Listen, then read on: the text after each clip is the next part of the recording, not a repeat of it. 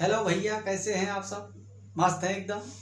तो आप लोग सुने ही होंगे भैया कि मेहनत जो होती है, मेहनत का फल बड़ा ही मीठा होता है। इसीलिए हम लोग रोज की जो कंटिन्यू मेहनत हो रही है, इसी में आज और थोड़ी सी मेहनत उसी में जोड़ते हैं इस लेक्चर के साथ। ये जो चीज़ें लिखी हुई हैं बहुत खतरनाक दिख रही होंगी आपको, लेकिन ये इतनी अच्छी चीज़ें हैं कि अगर आप इसको अच्छे तरीके से पढ़ लें, समझ लें, और समझाने के लिए तो हम हैं, तो इसको समझा देंगे तो आप डॉक्टर बन जाएंगे।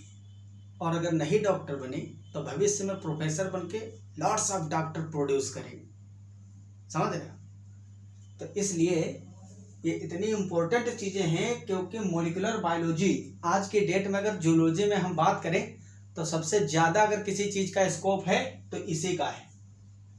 सबसे ज़्यादा टेक्निकल चीज़ें इसी में है और इस पर रिसर्च दिन पे दिन होते ही रहते हैं और इसकी फील्ड का स्कोप बढ़ता ही जा रहा है। तो ये सारी चीज़ें बड़ी इम्पोर्टेंट हैं और हर एक टॉपिक को जब आप इम्पोर्टेंट समझ के, महत्वपूर्ण समझ के पढ़ोगे तो वो चीज़ें जल्दी ब्रेन में सेट होगी और याद भी रहेंगी। कठिन कितना भी हो, कितना भी टफ हो टॉपिक, आप ये समझ लीजिए कि 100% इससे क्वेश्चन आएगा। बहुत महत्वपूर्ण है टॉपिक, आपको याद होने लगेगा, आपका मन लगने लगेगा पढ़ने। तो हर टॉपिक को ऐसे ही ट्रीट करो। और ये तो वैसे भी अपने आप में बहुत ही महत्वपूर्ण टॉपिक है। तो बीएससी सेकेंड ईयर जूलॉजी जैसा कि लिखा है, आप जानते हो, थंबनेल पे भी देख लिए हो, यूनिट 3 चल रही है, gene expression, regulation of gene expression eukaryote. ठीक है, यहाँ छोटा सा लिखा है, अगर नहीं आपको समझ में आया तो हम बड़ा लिख दे रहे हैं, एक्सप्रेशन इन यूकैरियोट। यूकैरियोट, ठीक। पहले यूकैरियोट में हम समझेंगे, क्योंकि प्रोकैरियोट वाला तो खत्म हो चुका, उसमें लैक ओपेरान, टीआरपी ओपेरान, जिसको ट्रिप्टोफैन ओपेरान कहते हैं, सब कंप्लीट हो चुका है।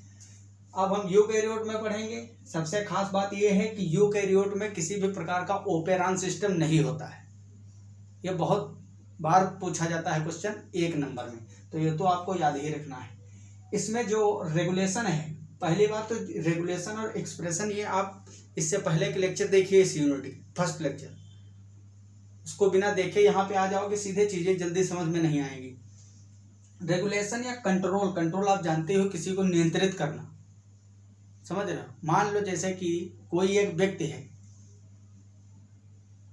थोड़ी एक कहानी से रिलेट करते हैं, इसको तो अच्छे से समझ में आएगा।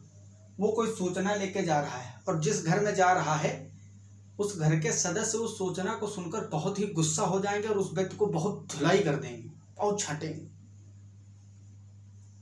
ये बात उस व्यक्ति के, जो व्यक्ति सूचना लेके जा रहा है, उसके दोस्त भी जानते हैं और दुश्मन भी जानते हैं। तो जो दुश्मन होंगे वो तो सोचेंगे कि ये जल्दी से इंफॉर्मेशन लेके जाए और इसकी धुलाई हो जाए, और दोस्त उसके क्या करेंगे, सोचेंगे कि इसको रास्ते में रोक लिया जाए ताकि ये सूचना जो ये है इतनी भयानक, ये वहाँ उस घर में जाके ना दे पाए उस जगह पे। तो ये 2 तरीके का कंट्रोल है, एक सप्रेस कर रहा है, एक रिप्रेस कर रहा है, समझ रहे हो?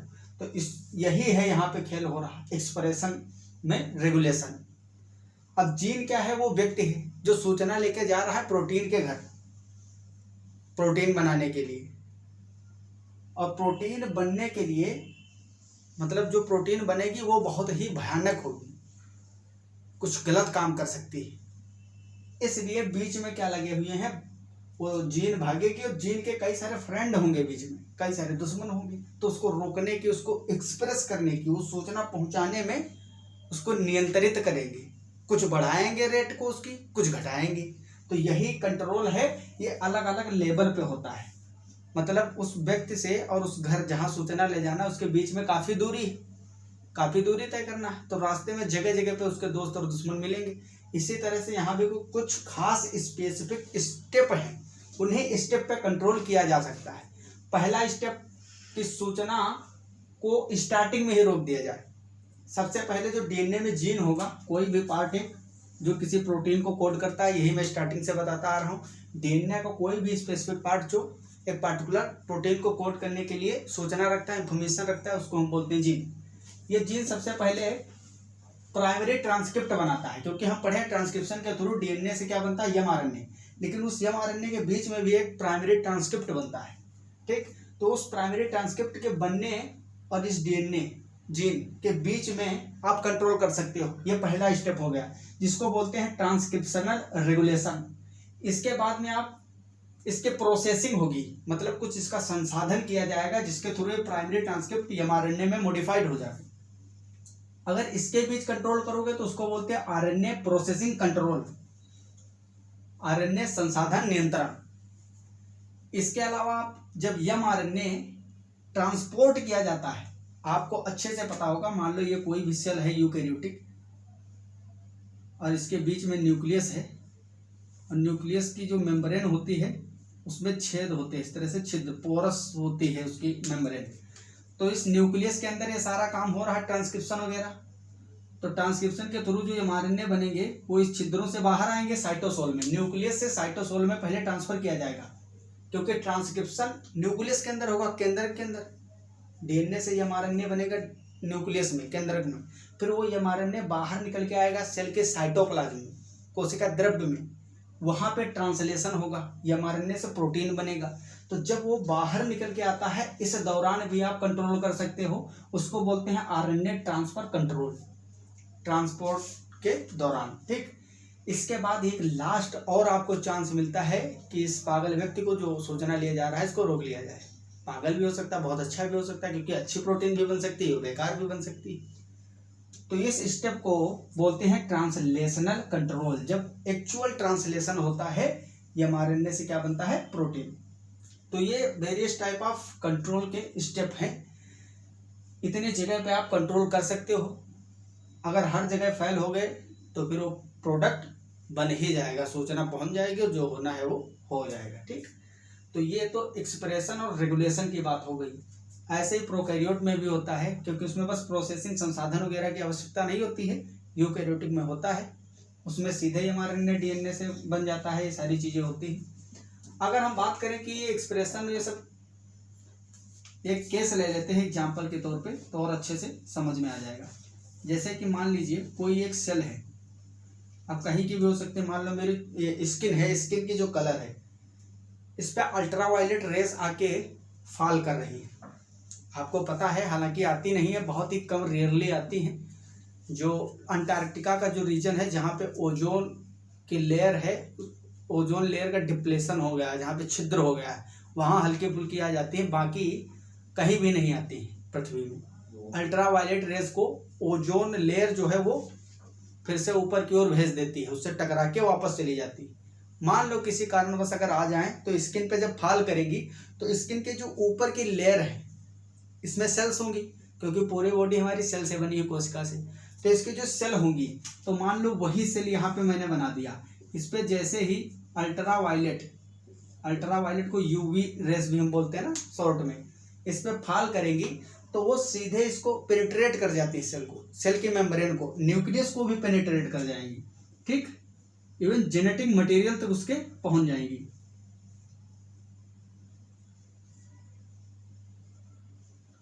ये न्यूक्लियस था और इसमें इसका जेनेटिक मटेरियल डीएनए था। अब डीएनए पे ही जीन है। जब अल्ट्रावायलेट रेस उसके अंदर घुसेंगी, न्यूक्लियस के अंदर घुसने के बाद में जेनेटिक मटेरियल जो होगा, जेनेटिक मटेरियल के सीक्वेंस में चेंज कर देंगी। ठीक, इसीलिए हम कहते हैं इससे म्यूटेशन हो जाता है। म्यूटेशन के रिस्पॉन्सिबल होती है या आयोनाइजेबल रेसेस जो होती है, ठीक, इंफ्रारेड और गामा रेडिएशन जो होती है, ये सब रिस्पॉन्सिबल होती है म्यूटेशन के लिए। और म्यूटेशन क्या होता है, म्यूटेशन आपको पता ही है। मान लो ये डीएनए है, इसमें सीक्वेंस है AGU, और इस पे जब म्यूटेशन होगा तो म्यूटेशन कई टाइप से हो सकता है। ये पूरा मैं लिख दे रहा हूं, यहाँ पे है CAGUT, इस तरह से कुछ सीक्वेंस है। म्यूटेशन ऐसे हो सकता है कि ये G हट जाए, मैं इस तरह से दिखा रहा हूं, ये G हट जाए, यहाँ पे लग जाए U। तो पहले कोडोन इसका था CAG और G डिलीट होके यहाँ पे जुड़ गया U, तो ये हो गया CAU। तो पहले कुछ और कोड कर रहा था, अब कुछ और कोड कर रहा है। पहला म्यूटेशन, इसको पॉइंट म्यूटेशन बोलते हैं। ठीक, जेनेटिक लेवल वाला, जीन के लेवल का। इसके अलावा क्या हो सकता है, ये जी वैसे ही रहेगा, जी वैसे ही रहेगा, अभी चेंज हुआ था। ऐसा भी हो सकता है कि जी गायब हो जाए और यू भी ना है इसके पास, पहले जी गायब हुआ यू आ गया, मतलब एक्सचेंज हुआ। इस बार डिलीशन हो गया, सीधे डिलीट हो गया, तो अब ये पढ़ेगा इस वाले यू को। तो इस तरह से म्यूटेशन होता है अलग अलग टाइप का। इसको फ्रेम शिफ्ट कहते हैं, इसमें पूरा फ्रेम ही शिफ्ट हो जा रहा है, बीच का एक गायब भी हो गया। एक्सचेंज हो सकता है। इसके अलावा भी कई सारे टाइप होते हैं, क्योंकि हम म्यूटेशन नहीं डील कर रहे हैं यहाँ, आपको समझाने का प्रयत्न कर रहे हैं कि कंट्रोल की आवश्यकता क्या है। इसी तरह से जब इसमें म्यूटेशन होगा अल्ट्रावायलेट रेस के फॉल करने से, या इंफ्रारेड या गामा रेडिएशन जो आयोनाइजेबल रेडिएशंस होती है उनके फॉल करने से सेल के अंदर इस तरह से जेनेटिक मटेरियल में चेंजेस आ जाते हैं, जिससे कि म्यूटेशन होता है। हिंदी में उत्परिवर्तन बोलते हैं इसको ह्यूगो डी व्रीज ने सर्वप्रथम बताया था, आपने इवोल्यूशन में पढ़ा होगा कभी, ठीक। तो इससे क्या होगा, जब यहाँ पे इसका सीक्वेंस बदलेगा तो ये सीक्वेंस ये पूरे प्रोसेसों में बदलता ही जाएगा, और लास्ट में जो प्रोटीन बनना था वो नहीं बनेगा, दूसरा बन जाएगा। अब वो प्रोटीन हानिकारक भी हो सकता है, लाभदायक भी हो सकता है। तो इसकी प्रक्रिया का पता जो यहाँ पे जब म्यूटेशन होता है तो सेल को सारी चीजें पता चल जाती है, इतना एक्टिव रहती है सेल। इसीलिए क्या करती है वो, बीच बीच में ये स्टेप होते हैं जहाँ पे हम कंट्रोल कर सकते हैं, तब कंट्रोल की आवश्यकता होती है, ठीक। और कभी कभी ऐसा होता है कि मान लो बैक्टीरिया का इन्फेक्शन हो गया आपके अंदर, या किसी भी व्यक्ति के अंदर बैक्टीरियल इन्फेक्शन है, उस इन्फेक्शन को रोकने के लिए किसी पार्टिकुलर बैक्टीरियोसाइडल अंदर बनते रहते हैं ना, या वायरल है, वायरल इन्फेक्शन तो उसमें एंटीबॉडीज वगैरह प्रोड्यूस होती रहती है, हमारा इम्यून सिस्टम जो है वो प्रोड्यूस करता है, उसी के हेल्प से उत्पादित होती है। तो उन चीज़ों को जब इन्फेक्शन होता है तो एंटीबॉडी बनाने की ज़्यादा ज़रूरत होती है, और एंटीबॉडी भी मेनली प्रोटीन होते हैं। तो उस एंटीबॉडी का नंबर ज़्यादा बढ़ाने के लिए आपको प्रोटीन उस टाइप का ज़्यादा बनाना पड़ेगा। तब इस प्रोटीन के उस एंटीबॉडी के फॉर्मेशन के लिए जो ये स्टेप होते हैं कंट्रोल वाले, तो ये दोस्त के जैसे काम करते हैं। जीन की सूचना को दोस्त के जैसे काम करेंगे, जल्दी जल्दी हेल्प करेंगे और प्रोटीन बनने लगेगी, बहुत सारे एंटीबॉडी आपके अंदर बन जाएंगे और उस इन्फेक्शन से लड़ेंगे, ठीक। वायरल या बैक्टीरियल इन्फेक्शन है जो, तो उससे युद्ध करेंगे। तो इस तरह से बहुत सारे ऐसे बॉडी के अंदर प्रोसेस हैं जो हमेशा होते रहते हैं, क्योंकि इन्वायरमेंट में बहुत सारे बैक्टीरिया, वायरस, फॉरेन पार्टिकल्स हैं, अंदर जाते हैं, इन्फेक्शन होता है और उनको कंट्रोल करते हैं रोज का रोज। तो इसीलिए ये जो कंट्रोल है बहुत ही आवश्यक है। आपको पता चल ही गया होगा क्यों आवश्यक है, क्योंकि कभी ज़्यादा प्रोटीन बन नहीं, कभी खराब प्रोटीन बनने का आदेश आ गया, कुछ भी हो सकता है, तो उसको कंट्रोल करना है। अब प्रोकैरियोटिक में तो हम समझ लिए हैं, उसमें लैक ओपेरान और टीआरपी ओपेरान जो था उसको भी हम समझ लिए थे। प्रोकैरियोटिक और यूकैरियोटिक में बहुत बड़ा डिफरेंस। पहली बात, जो प्रोकैरियोट्स होते हैं वो सिंगल सेल के बने होते हैं, जैसे बैक्टीरिया में केवल एक ही सेल होता है, उसका जेनेटिक इन्फॉर्मेशन बहुत कम होती है, उसका डीएनए की लेंथ भी कम होती है, लगभग 4.6 MB का होता है। ये मोबाइल वाली MB नहीं है, दूसरी MB है, ठीक, मेगा बेस पेयर वाला। इसके अलावा अगर हम बात करें तो यूकैरियोट्स जो हैं हम लोग, तो इसमें various type of cells present है, अलग अलग ऑर्गन है हमारे अंदर विभिन्न प्रकार के, जैसे रेस्पिरेटरी सिस्टम है, एक्सक्रेटरी सिस्टम है, डाइजेस्टिव सिस्टम है, नर्वस सिस्टम है, सर्कुलेटरी सिस्टम है, कई सारे तंत्र हैं, उनमें अलग अलग प्रकार के अंग हैं जुड़े हुए हैं, और उसमें अलग अलग टाइप की सेल्स हैं, क्योंकि यहाँ की सेल की इन्फॉर्मेशन कुछ और है। लगभग डीएनए तो 99.9% सेम रहता है, इवन हमारे में भी नहीं, हमारे बॉडी में तो सेम है ही सब, हमारा डीएनए और आपका डीएनए भी 99.999% एकदम आइडेंटिकल है। 0.0001% ही केवल डिफरेंस होता है, उसी के अकॉर्डिंग हमारी आपकी हाइट में भी डिफरेंस है, स्किन के कलर में भी डिफरेंस है, आई कलर में डिफरेंस है, बालों में, हर चीज़ में, भाषा में, मतलब बोलने में, हर प्रकार के जितने भी चीज़ें हैं सब में डिफरेंस है थोड़ा थोड़ा, उसी के कारण। तो जो डीएनए है, डीएनए की लेंथ हो गई या वेरिएशन हो गया, टाइप ऑफ सेल्स हो गया, तो यूकैरियोटिक प्रोकैरियोटिक में बिल्कुल अलग अलग है। प्रोकैरियोटिक में ओनली सिंगल सेल है एक, उसी के अंदर सारे काम हो रहे हैं, उसमें भी ओपेरॉन है कंट्रोल करने के लिए। लेकिन यूकैरियोटिक में अलग अलग प्रकार के टिश्यू हैं जिसमें सेल्स हैं, तो इसका जो रेगुलेशन है जीन एक्सप्रेशन का, ये थोड़ा टफ है, और जिसको हम आसान बनाएंगे समझ के, जैसे कि ये प्रोसेस आपको अच्छे से समझ में आया होगा। तो कुछ पॉइंट है इसके जिसको हम डिस्कस करते हैं। पहले the transcription of a gene into mRNA, मतलब ये लेवल है जहां जहां कंट्रोल करते हैं ट्रांसक्रिप्शन के थ्रू, जब जीन से mRNA बनाते हैं तब, और प्रोसेसिंग जब करते हैं mRNA की। इसके अलावा ट्रांसलेशनल इनटू प्रोटीन जब ट्रांसलेशन करते हैं, ये सारे लेवल हैं। Level of gene regulation of gene expression, ये सब समझा दिए हैं मैंने आपको।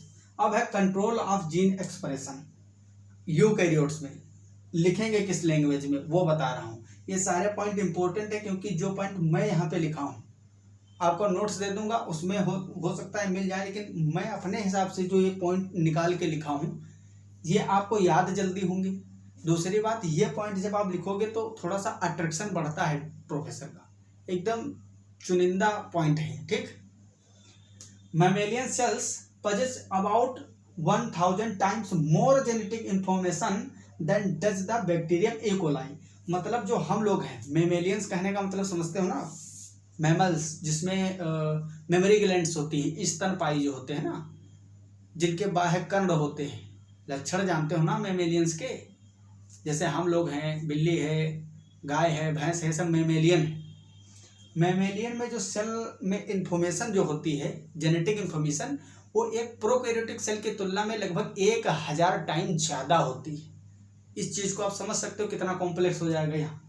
Gene activity is controlled first and foremost at the level of transcription.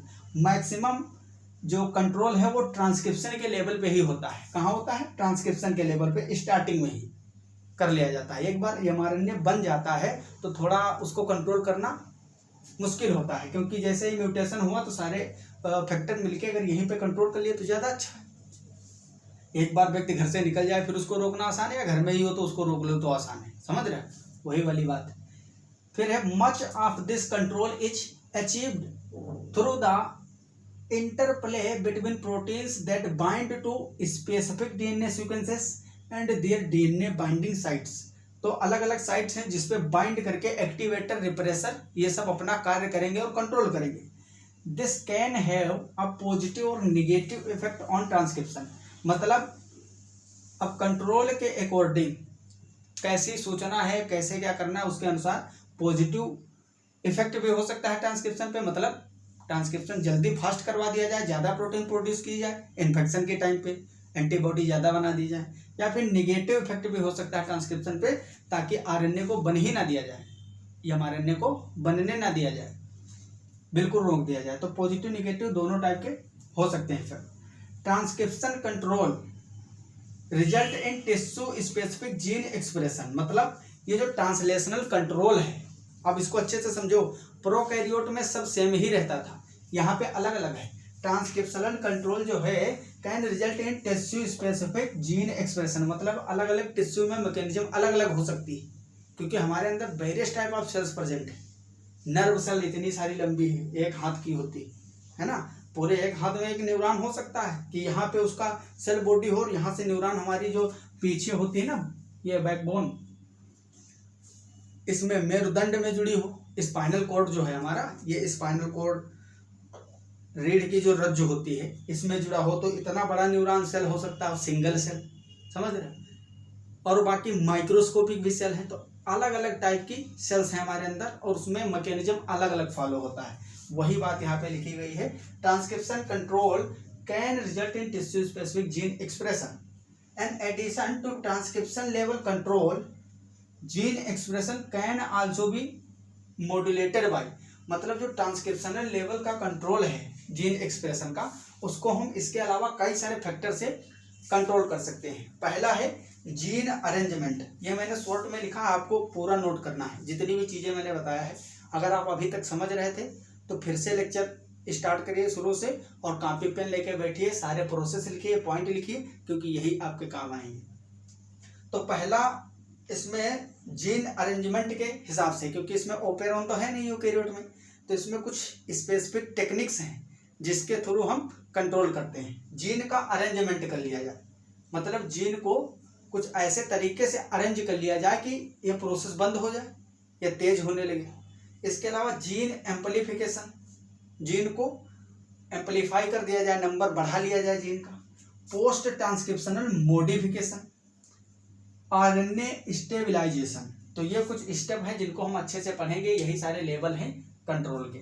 I hope ये चीज़ें आपको समझ में आई होंगी। इसको आप स्क्रीनशॉट करिए और नोट करिए, फिर आगे भी इसमें भी बहुत सारा पार्ट है, फिर आगे बताते हैं आपको, तो इसको जल्दी से नोट कर लीजिए।